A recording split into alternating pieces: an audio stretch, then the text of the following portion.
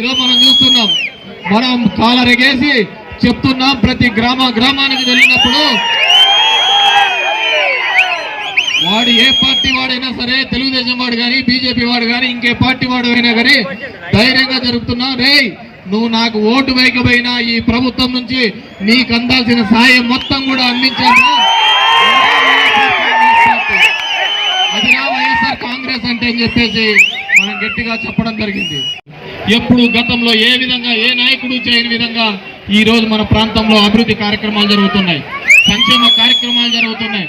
దీనికి చాలా మంది వచ్చినారు. మన దాంట్లో మొదట చూసామంటే సూర్య వచ్చినాడు, పోయినాడు, నెలకే పోయినాడు. శ్రీరామ్ వచ్చినాడు, 6 నెలకే పోయినాడు. వచ్చినాడు, 6 పోయినాడు. ఇప్పుడు కొత్త తింగరోడు వచ్చినాడు.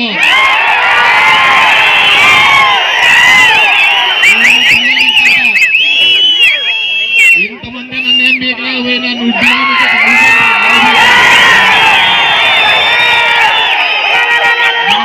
ఆలోచించుకోవాల్సింది ఒకటే, మనం జనంతో ఉన్న వాళ్ళం. వాళ్ళు జెండాలు కలుపుకొని వస్తున్నారు. జెండాలు కలిస్తే ఓట్లు రావు, జనం గుండెల్లో ఉంటే ఓట్లు వస్తాయి. జనం గుండెల్లో జగన్ ఉన్నాడు, మీ కేతిరెడ్డి ఉన్నాడు అని చెప్తున్నాం. ఎవడైనా సరే, ఏ పార్టీకి సంబంధించిన వాడైనా సరే, ఏ ఊరికైనా పోదాం, అక్కడ తెలుగుదేశం పార్టీ వాళ్ళు ఏం చేశారు, వైఎస్ఆర్ కాంగ్రెస్ పార్టీ వాళ్ళు ఏం చేశారు, ఏ గడపకి ఏం మంచి చేశామని దమ్ముగా ధైర్యంగా చెప్పే పార్టీ ఏదైనా ఉందంటే ఇంతకుముందు కూడా మీకు చెప్పినాం. చంద్రబాబు ఉంటే కొత్తగా వచ్చేదేంటని కానీ ఉన్న వర్షాలన్నీ పోతాయని చెప్పారు. రైతు బాగుండాలన్నా, కార్మికుడు బాగుండాలన్నా ఇదే సెంటర్ లో ఇదే ఎలక్షన్స్ అప్పుడు 5 సంవత్సరాల కిందట నేను చెప్పాను. ఏం చెప్పాను? ముట్టుకొని కూడా మళ్ళీ 5 సంవత్సరాల తర్వాత మళ్ళీ ఇదే సెంటర్ లో చెప్తాను. దరిదాపులు కూడా ఇప్పుడు కొంతమంది బ్రోకర్ నా కొడుకులు వచ్చారు. ఆ బ్రోకర్ నా కొడుకు మళ్ళీ 5 గంట మీద చెప్తున్నా, డేట్ రాసుకో. ఖచ్చితంగా నెల లోపల గతి లేకుండా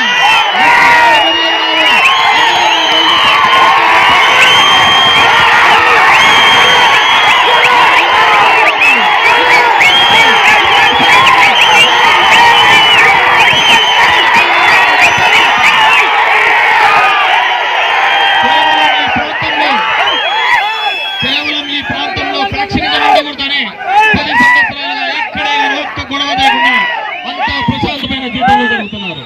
ఈ రోజు కొంతమంది బ్రోకర్లు వస్తున్నారు, తెస్తున్నాం. ఆ పని చేసుకునే బదులు ఇంట్లో వాళ్ళకు పక్కలు మార్చుకుంటూ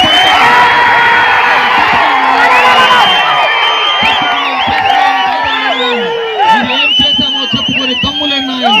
మీరేంద్ర మా ముందుకు వచ్చి చూస్తారు. ఈ రోజు చెప్తున్నా, మొన్న 10,000 దగ్గర మెజార్టీ వచ్చింది. ఈ రోజు మళ్ళీ చెప్తున్నా, ఈ 2024 15,000 ఓట్ల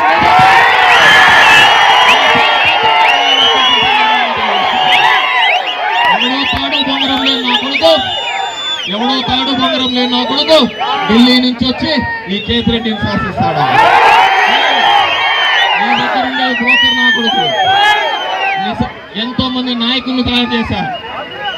ఈ రోజు మా కార్యకర్తలు ఉన్నారు, వాళ్ళని దాటిపో 10,000, 20,000, 30,000 చంద్రాన్ని బతుకు ఈ విధంగా చేసుకుంటూ పోవడం కూడా ఒక బతికేనా నేను అడుగుతున్నాను.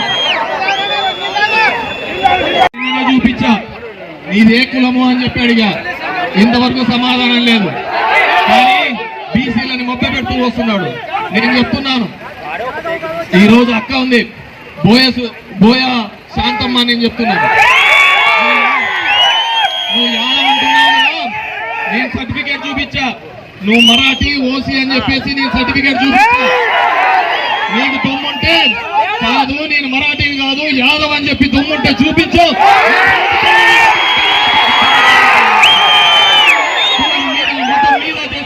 నీది ఒక బతికేనా, మీది ఒక రాజకీయమేనా అని అడుగుతున్నాను.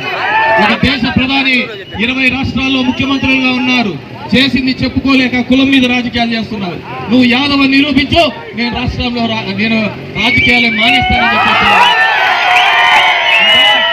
సర్టిఫికెట్లు దొంగ బతుకులు బతకడానికి ఢిల్లీ నుంచి రావాలా అని చెప్పేసి నేను అడుగుతున్నాను. ఈ రోజు ఒక్క కేతిరెడ్డిని, మీ కేతిరెడ్డిని ఎదుర్కోవడానికి హీరోయిన్లు వస్తున్నారు, ఎమ్మెల్యేలు వస్తున్నారు, కేంద్ర మంత్రులు వస్తున్నారు,